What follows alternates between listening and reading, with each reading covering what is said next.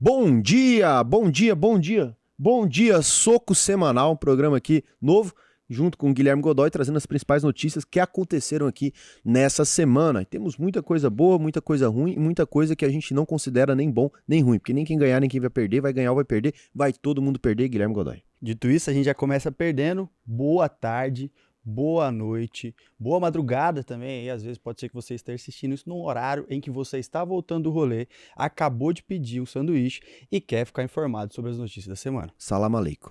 Tá.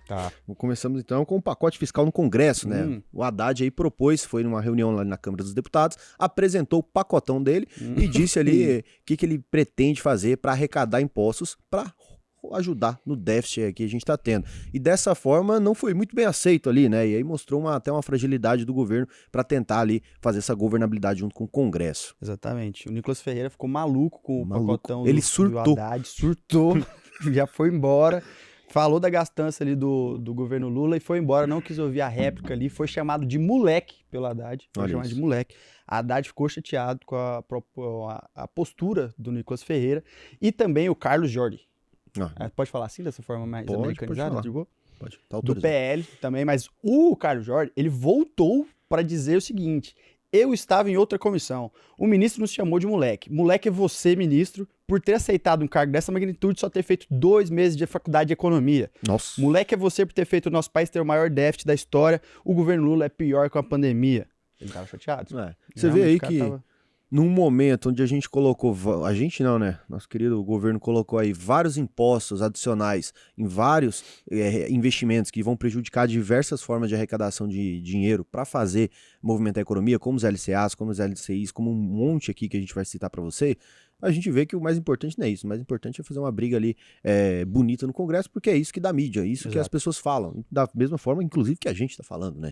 Então você vê aí o nome dessas pessoas que estão brigando voltando à tona, e é para isso que serve o deputado, né? Para ficar tentando ganhar cada vez mais aí autoridade xingando um ao outro. Então o Haddad sai fortalecido pro lado dele, o Nicolas Ferreira se fortalece do lado dele, e quem perde é o brasileiro que vai ter que pagar mais impostos. E quais são os impostos que a gente vai pagar aí? Exatamente. Então isso veio já para substituir a medida que tinha sido implementada ali de aumento do IOF.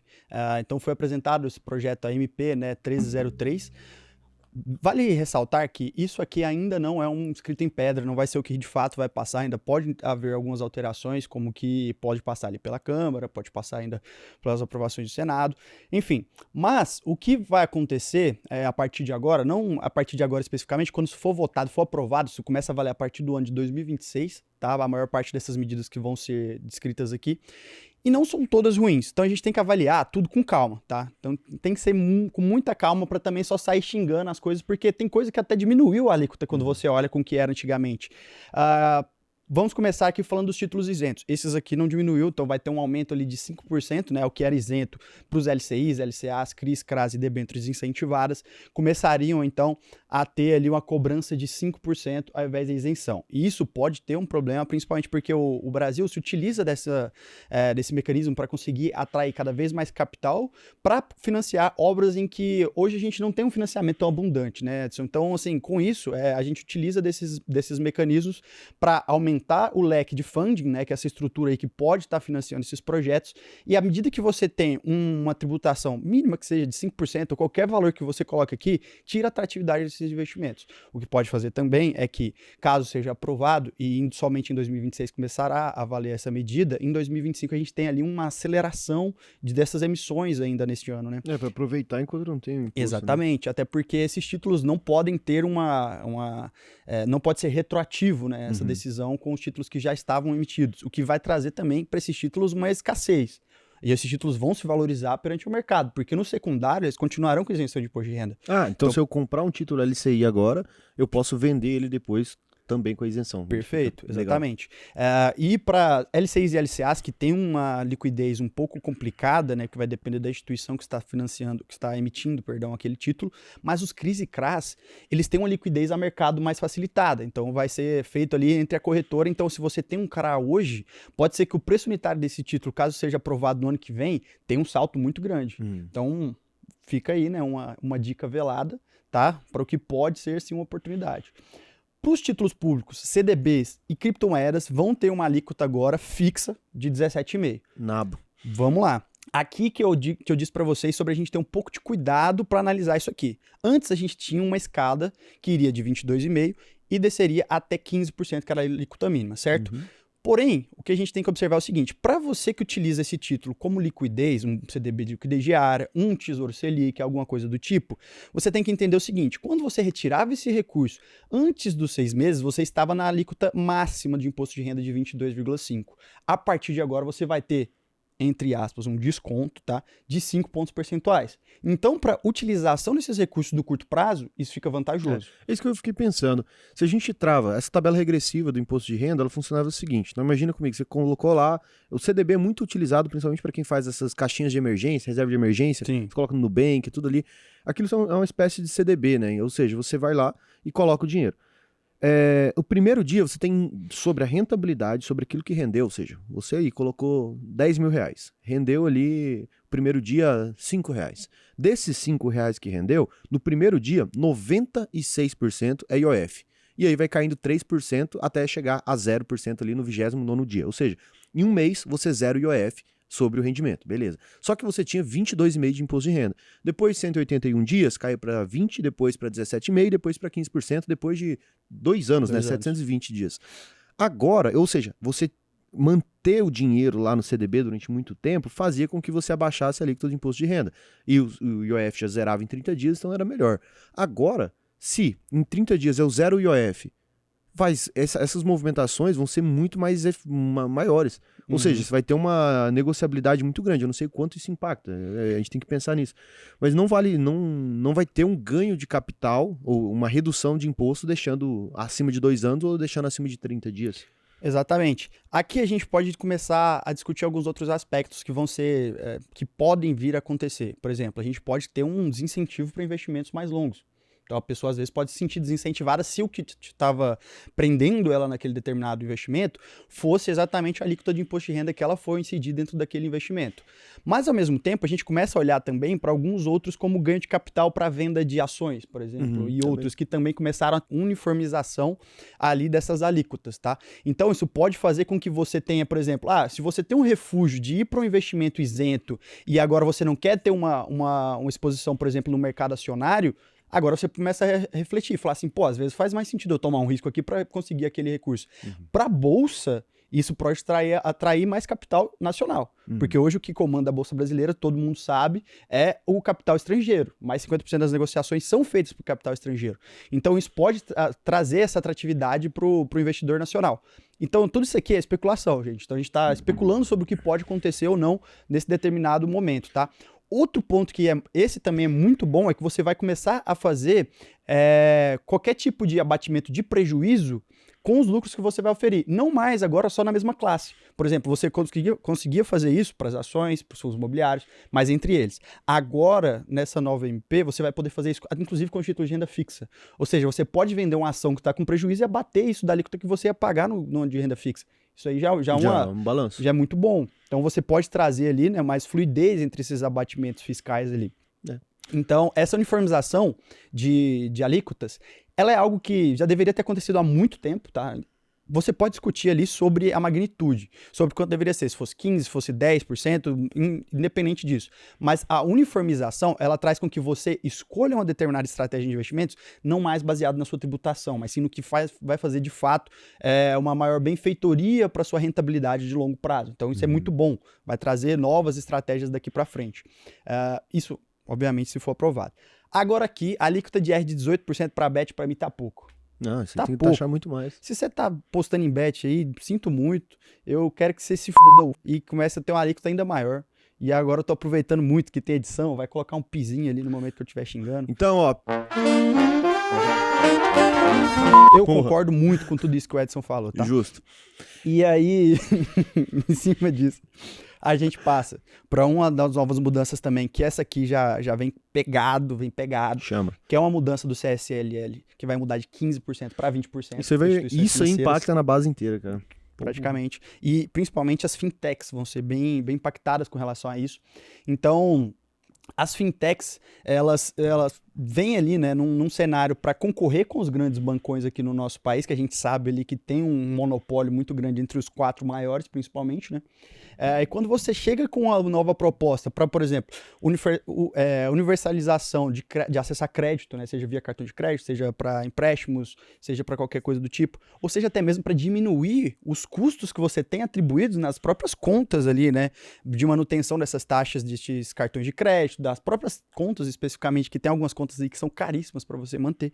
E a partir do momento você vê com que não é nem legal falar isso, né, mas parece com que esse monopólio sempre tem algum tipo de influência nas decisões que são tomadas lá dentro e acabam minando qualquer tipo de progresso de outras empresas que possam ameaçar minimamente a base que eles já construíram, né? Acho que 2 pontos também para a gente entender essa grande mudança que teve por que não foi aprovado? É aprovado? O que é isso? É uma medida provisória. O que é uma medida provisória? A gente volta um pouco nessa parte de estruturação legal do Brasil. Ela é uma medida, tudo isso que está acontecendo é uma medida provisória 13.003 de 2025. Tá, então é uma lei? Não é uma lei. Medida provisória tem força de lei? Tem força de lei. Então vamos entender. Existe o poder judiciário, o poder legislativo, que hoje, no âmbito federal, é composto pelo Congresso Nacional, Câmara dos Deputados, Senado Federal. Eles são poder legislativos. Eles escrevem as leis. E tem o executivo, que executa as leis. O executivo, hoje no âmbito nacional, é o governo Lula, junto com seus ministros, né? Então o Haddad faz parte do Ministério da Fazenda, que é ali um cupincha também do Lula. Então, o que acontece? Quem faz a lei é o legislativo, mas quem executa é o executivo. Só que a gente tem um sistema de freios e contrapesos, onde a gente consegue ali manejar o outro também para não ter um poder mandando mais do que o outro. Pelo menos assim deveria ser. E o executivo, ele pode fazer uma medida provisória, que foi o que o Haddad fez. A medida provisória, ela tem início imediato. Ou seja, uma medida provisória, se o governo quiser fazer alguma coisa, ele tem início imediato. Ele vai lá e determina. Tem as suas restrições, mas ele vai. Isso tem força de lei. Só que essa medida provisória, ela só inicia em 2026. Ou seja, ela tem... Hoje essa lei tá valendo? Tá valendo. Não é uma lei, é uma medida provisória que tem força de lei. Tá valendo. Só que ela começa em 2026. Só que uma medida provisória, ela dura 60 dias. E ela pode ser prorrogada por mais 60 dias. Ou seja, e quando que ela vira lei? Quando entra essa medida provisória, alguém do executivo, como Haddad, vai lá no Congresso, ou nesse caso na Câmara dos Deputados, né, que é a primeira casa, e tenta convencer ali os parlamentares a votarem e transformarem a medida provisória, que dura 60 dias mais 60, em uma lei. Entende? Então, digamos assim, o governo vai lá e decide uma coisa. Ele pode decidir e executar. Ele tem esse poder. Só que o Congresso pode ir lá e barrar. Só que até o Congresso barrar, o governo vai executando. A diferença disso é que isso só vai servir para o ano que vem. Então, não tem efetividade ainda. E de toda forma, só teria efetividade essa mudança por 60 dias. Por isso que o Haddad está indo lá no Congresso buscar apoio para que haja essa votação favorável ao que o governo quer. Só que, em meio a tudo isso, a gente vê que o governo está com pouca governabilidade. Ou seja, ele não está conseguindo convencer a maioria dos congressistas a votarem exatamente o pacotão aí do Haddad. E assim, isso vai acabar assim, sendo muito mudado até ser aprovado, ou mesmo não sendo aprovado, né? União, Brasil, o PP também, que são a bancada grande ali do centro, que estava apoiando também esses projetos do PT, estão tirando um pouco o pé. Por quê? Porque isso isso prejudica, inclusive, alguns dos deputados que estão lá, então tem alguns interesses. Mas quando a gente vê um governo tentando fazer uma proposta de medida provisória e não é aceita pelo Congresso, fica bem claro uma falta de governabilidade. Então isso é uma tentativa aí do governo através do Haddad, né? E se isso não conseguir ser efetivo, ou seja, não se tornar uma lei, essa medida provisória, é um selo muito grande de que o governo não tem a capacidade de governar. E aí começa a gerar um problema aí para 2026. Então é bom sempre vocês pensarem nessa forma de organização de poder, da estruturação desse processo legislativo de fazer as leis, para entender mais de quem que é a culpa. Tipo, isso é do Haddad, isso é dos ministros, isso é de quem? Quem que tá organizando isso por trás aí? E outro ponto, inclusive, é que LCIs, LCAs e CRIs e CRAs, elas vêm para fomentar dois mercados muito estratégicos aqui no Brasil, que é o agronegócio, né, o que praticamente move o nosso PIB, né, e o setor imobiliário também, que é bem importante, tem uma parcela relevante, inclusive, da composição do nosso PIB, e que LCI e LCA, e a mudança principalmente desse instrumento para o CRI e CRA, a principal diferença é que LCI e LCA são emitidas por bancos para captar recursos destinados para essa finalidade, e o CRI e o CRA, eles são emitidos através de securitizadoras, que vão pegar exatamente o que as imobiliárias, o que os produtores rurais vão receber no futuro, criam um papel lastreado nesses recebimentos futuros e geram ali esses títulos no mercado, para que você consiga investir exatamente naquela produção de uma forma, como é que você fala que você não... Mais swingada. Não, swingada. É que você deu uma balançada aí, porra. Indireta. Indireta. Mas tá bom, fica desculpa. aí, swingado também, pode ser uma forma de você investir. É que você deu uma balançadinha de ombro aqui. Porque eu tava tentando lembrar. E aí, a gente antes da gente passar para a próxima notícia, queria falar também sobre o VGBL, né? Que é um assunto que estava ficando em pauta e muita gente preocupada com o VGBL. É que a partir de 2026, investimentos que sejam até 600 mil continuam isentos de IOF. Mas o que for acima o excedente disso, teria uma alíquota ali de 5%, tá? Mas nesse ano a gente ainda tem um limite de 300 mil, o que for acima ainda tem essa cobrança, mas de acordo ali, até mesmo com a explicação que o Edson trouxe pra gente, Obrigado. Isso sendo aprovado aí, né, e ficar como um projeto de lei de verdade, for aprovado como lei, na verdade, em 2026 pode haver essa mudança também para as aplicações em VGBL. Então fiquem atentos aí, e isso vai mudar muito até quando for discutido aí no Congresso. Então agora a gente vai para outra notícia aí. Essa notícia esticou bastante porque ela muda muita coisa no mundo dos investimentos, né? Claro que não muda hoje, mas é uma discussão que você tem que estar atento aí, porque você que investe pelo VP, você vai ser avisado de tudo isso, como a gente está avisando nossos clientes e tudo mais, mas fique atento e calma lá também, nada mudou por enquanto, é só uma discussão. Exato, a gente nem fez nenhum pronunciamento oficial mesmo, até mesmo porque a gente precisa saber como que isso vai se desenrolar, né? Enquanto é um jogo daqui, um jogo de lá, não tem como a gente se pronunciar de forma oficial. E se nem o Haddad sabe, exatamente, né? Chegamos a essa conclusão. E a outra notícia aí, uma notícia que a inflação desacelera aí no mês de maio, né? O resultado aí foi de 0,26%, né? Ou seja, teve um decréscimo aí em comparação ao mês de abril, e isso levando em consideração que o resultado foi divulgado agora dia 10, né? Ou seja, hoje a gente tá gravando dia 13. Sexta-feira 13 hoje? Sexta-feira 13. Caramba, isso muda tudo na vida de todo mundo, então. Exatamente. Caramba, muito importante aí, sexta-feira 13, como todo mundo sabe, muito importante. Beleza. E aí a gente teve aí a divulgação do IPCA, né? Para muita gente aí, pode ser um índice enganoso. Eu já trago aqui novamente ali que... Boas novas. Quando a gente vai falar sobre IPCA, a gente tem que entender o seguinte: o IPCA, ele trata de uma simplificação, tá, da economia brasileira através de uma cesta de famílias que recebem de 1 a 40 salários mínimos e que moram em 10 regiões metropolitanas, além de algumas outras cidades. Goiânia é uma delas, inclusive. Tá? E aí, com isso, uma simplificação para tentar entender num grupo maior de pessoas uma cesta de consumo que é baseada numa pesquisa de orçamentos familiares, a POF também, que é divulgado pelo IBGE, e em cima disso começa a fazer as variações desses mesmos locais, entender como é que os preços estão se movimentando no Brasil. Existe muita crítica com relação porque os preços aqui na minha cidade aumentaram 15%, 20%, e não o que o IPCA está falando.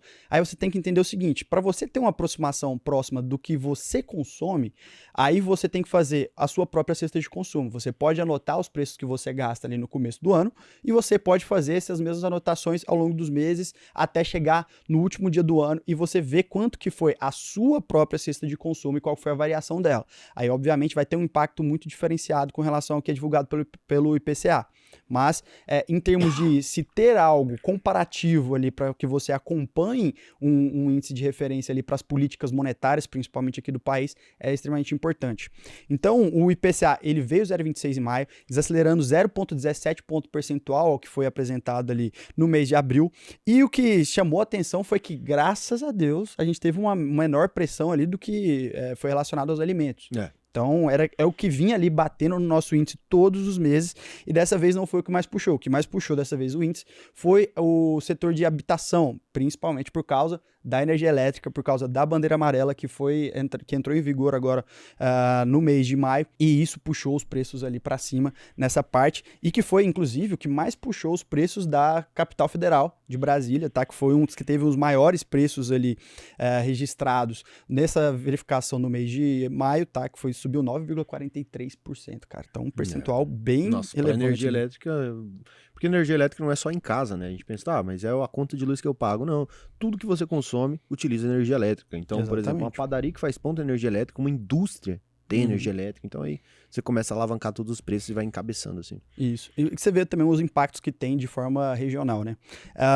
Agora, a energia elétrica no âmbito nacional, ela teve um aumento de 3,62% de impacto ali no índice, e quando a gente vê nas alimentações e bebidas, que a gente estava trazendo essa desaceleração, ela caiu de 0,82% do mês passado para 0,17%. Então, realmente teve uma queda substancial, principalmente com o recuo de tomate, que caiu 3,5%, arroz, que caiu 4%, o ovo caiu 4% e frutas caiu 1,7%.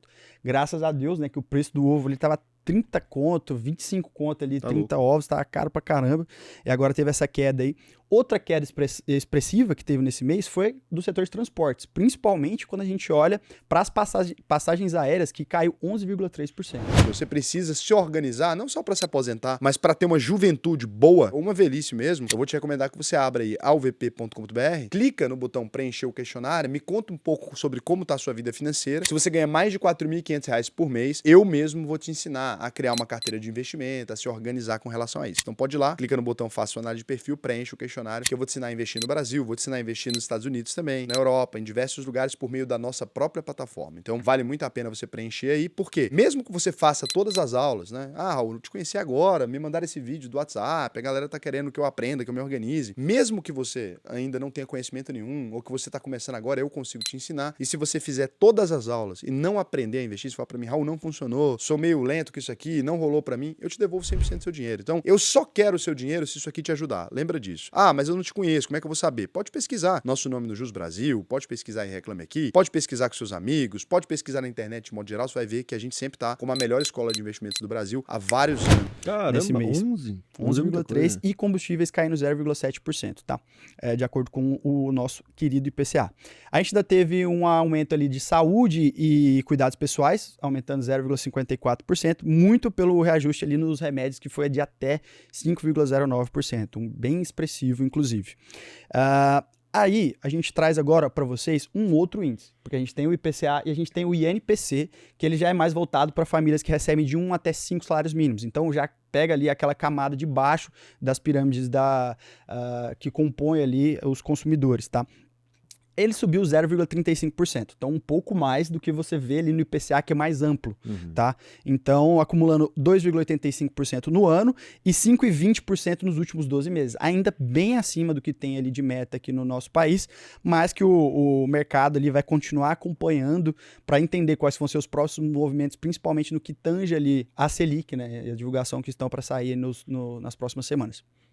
Toda movimentação ou manutenção da taxa Selic, ela está muito ligada a segurar o dragão da inflação. Se fossem duas coisas, imagina que nessa minha mão direita aqui que vocês veem do lado esquerdo é a Selic, ou seja, é a taxa de juros do país, e eu não sei se essa aqui agora é a esquerda ou a direita, a gente vai dizer que é a inflação. Você só tem duas. Tenho duas mãos, né? Direita, outra esquerda. É verdade.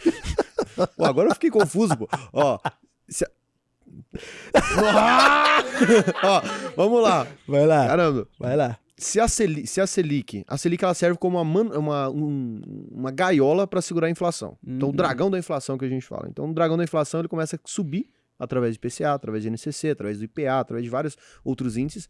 A gente tem que aumentar a Selic, pelo menos é uma das formas, né, para segurar a inflação. Então, se a inflação começar a baixar um pouquinho, pode ser que o Banco Central entenda que dá para baixar um pouco também a Selic, porque não precisa tomar um remédio tão grande para matar um dragão da inflação dessa forma. Ixi. Então, a gente vai observando e mantendo. Assim. E a nossa equipe de edição vai colocar aqui, abaixo aqui o gráfico que eu coloquei aqui sobre como que tá essa tendência aí de desaceleração na inflação, e isso mostra pra gente exatamente isso, porque quando você olha ali para os gráficos ali, se você colocar ali em paralelo tanto o gráfico de aumento da Selic quanto o gráfico ali em paralelo da variação mensal do IPCA, a gente acaba visualizando que eles são inversamente proporcionais, mas tem um certo delay para isso fazer efeito, tá? Então, geralmente, o aumento na Selic começa a fazer efeito de 3 a 6 meses após ter sido feito esse aumento. Então, esses aumentos que ocorreram ali no começo do ano que estão fazendo efeito agora nessas quedas de preço, tá? Exato. Tem a equipe de edição também, vai colocar aqui uma foto do Luizinho Neto aqui, novo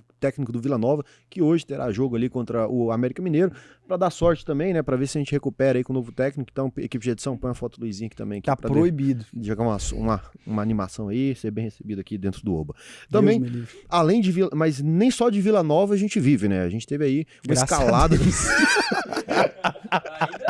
Pô, Deus me livre. A gente teve uma escalada aí, infelizmente, no conflito ali no Oriente Médio, né? Isso fez com que pressionasse mais de 6% para cima aí o preço do petróleo. Por quê? Porque Israel foi lá e fez um ataque diretamente no solo do Irã. Cara, que doideira que aconteceu isso agora nessa madrugada. Sinceramente, fazendo ali ataques à usina nuclear de Natanz, teve instalações militares no noroeste do Irã, a sede da Guarda Revolucionária em Teherã e áreas residenciais, inclusive, foram inclusas nesse ataque lá de Israel diretamente ao Irã. E o grupo iraniano, que ele tem o maior exército daquela região. Então entenda a magnitude que pode ter esse ataque no desenrolar dessa guerra, e que já deixou claríssimo que Israel e os Estados Unidos vão sofrer com esse novo ataque que aconteceu por lá. Então, cara, isso traz uma pressão muito grande e jogou o preço do petróleo para os valores acima, pode chegar ali num ganho semanal acima do que estava acontecendo desde 2022, voltando ali acima do $70, né? O maior ganho semanal desde 2022, né? Desde 2022. Equipe de edição, agora que a gente tem edição no suco semanal, né? Coloca aqui rapidão o mapa ali do Oriente Médio para você entender o tamanho de Israel e o tamanho do Irã. Só para vocês entenderem o que está acontecendo aí. E Israel está atacando diretamente o território do Irã. Exatamente. E Irã também, que é uma das potências nucleares. Né? Então, isso pode desenrolar em algo muito pior. Inclusive, nos ataques deles chegaram a matar ali o Hussein Salami, que é o chefe da Guarda Revolucionária e um dos homens mais fortes do país. Crise de imigrantes pode afetar aí a economia da Califórnia, né, um dos maiores estados ali dos Estados Unidos, e inclusive, estou acompanhando principalmente ali através do Hoje no Mundo Militar, um grande canal aí, vale a pena também dar uma olhada sobre geopolítica, que está acontecendo várias coisas muito inéditas ali, ou que pelo menos já faziam muitos anos que não aconteciam nos Estados Unidos, como por exemplo, a Califórnia é um dos estados ali na costa oeste dos Estados Unidos, um dos estados mais ricos, inclusive um estado que é mais rico que vários países aí do mundo, né, Sim. E que tem uma população gigantesca. Ali, onde tem Los Angeles, onde tem aquela parte aqui dos Estados Unidos. O que acontece? O governador de lá, ele é democrata. É um partido contrário ao Donald Trump, que é republicano, né?